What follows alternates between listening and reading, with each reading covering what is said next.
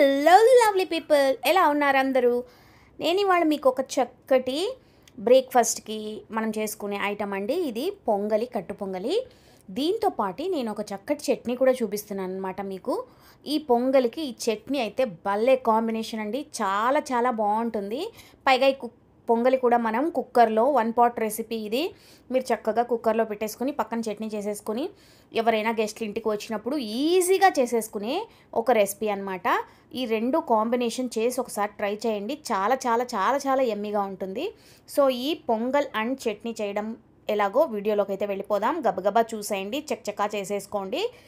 మీకు కనుక నా వీడియోస్ యూస్ఫుల్గా ఉంటే తప్పకుండా సబ్స్క్రైబ్ చేసుకోండి, నా ఛానల్కి షేర్ చేయండి, లైక్ చేయండి.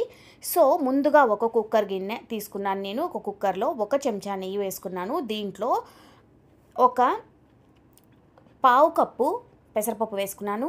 పావు కప్పు అరకప్పు బియ్యం వేసుకున్నాను. అంటే మీరు మామూలుగా 1 కప్పు పెసరపప్పు తీసుకుంటే 1 కప్పు పెసరపప్పు తీసుకుంటే 2 కప్పుల బియ్యం వేసుకోవాలి అన్నమాట. అది కొలత 1కి 2. సో నేను ఇప్పుడు దీంట్లో కొంచెం జీలకర్ర, తర్వాత మిరియాలు, తర్వాత కొంచెం ఇంగువ అన్నీ వేసుకుని దీంట్లోనే ఉప్పు కూడా వేసేసుకుని దీన్ని చక్కగా కలిపేయండి మీరు. ఇవన్నీ మనం కుక్కర్లోనే పెట్టి ఉడికించేస్తామండి. సో మనం ఇప్పుడు 2 కప్పు దీనికి 8 కప్పులు నీళ్ళు అయితే పోయాలండి.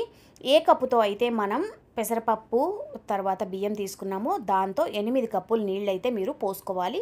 పోసుకుని చక్కగా దీన్ని మూసేసి, కుక్కర్ మూసేసి మనం ఒక 4 నుంచి 5 విజిల్స్ వచ్చే వరకు అయితే దీన్ని ఉడికించుకోవాలి. ఈలోగా మనం పొంగల్కి కావాల్సిన పోపు అయితే పెట్టేసుకుందాం. దీంట్లో కొంచెం ఆవాలు, దండిగా జీడిపప్పు, నెయ్యి ఒక 4-5 చెంచాలు వేసుకుని దీన్ని చక్కగా వేయించుకుని దీన్ని మనం కరివేపాకు కూడా వేసేసుకుని దీన్ని మనం పక్కన పెట్టేసుకుందాం. ఇప్పుడు మనం పొంగల్కి ఉడికిపోయింది, తీసి చూసుకుందాం దాన్ని. పొంగల్ ఉడికిపోయాక మనం ఈ జీడిపప్పు ఇవన్నీ దీంట్లో పొంగల్లో వేసేద్దామండి. చక్కగా ఉడికిపోయింది చూడండి. కరెక్ట్గా నీళ్లు మీరు పోసారంటే కరెక్ట్గా చక్కగా ఉడికిపోతుంది. ఇప్పుడు మనం వేయించుకున్న జీడిపప్పు, కరివేపాకు అన్నీ దీంట్లో పోసేస్తాం. పొంగల్ అయితే రెడీ అయిపోయిందండి చక్కగా. ఇప్పుడు మనం చట్నీ ఎలా చేయాలో చూద్దాం. ముందుగా ఒక మిక్సీ జార్ తీసుకుని ఒక చిన్న అల్లం ముక్క, ఒక 2-3 వెల్లుల్లి రెబ్బలు, 4 పచ్చిమిరపకాయలు వేసుకుని ఒక గుప్పెడు పుట్నాల పప్పు తీసుకున్నానండి నేను.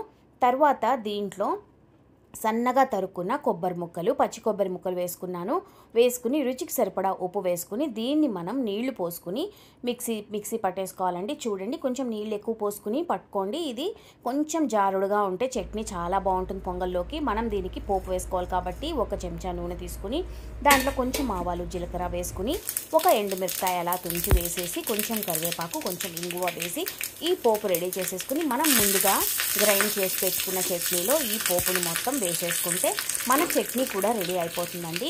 సో ఈ చట్నీ ఈ పొంగల్తో తింటే చాలా టేస్టీగా ఉంటుంది. ఈ కాంబినేషన్ తప్పకుండా ట్రై చేయండి. మనం సర్వింగ్ బౌల్లోకి తీసేసుకున్నాము. ఇప్పుడు పొంగల్ ఒక ప్లేట్లోకి తీసుకుని దానిపైన చట్నీ ఇలా పోసుకుని మీరు పొంగల్ని అయితే ఎంజాయ్ చేయండి. ఎలా వచ్చిందో రెసిపీ నాకైతే చెప్పండి. తప్పకుండా లైక్ చేయండి. నెక్స్ట్ వీడియోలో మళ్ళీ మిమ్మల్ని కలిసేంత వరకు ఉంటానండి. మీ విజీ.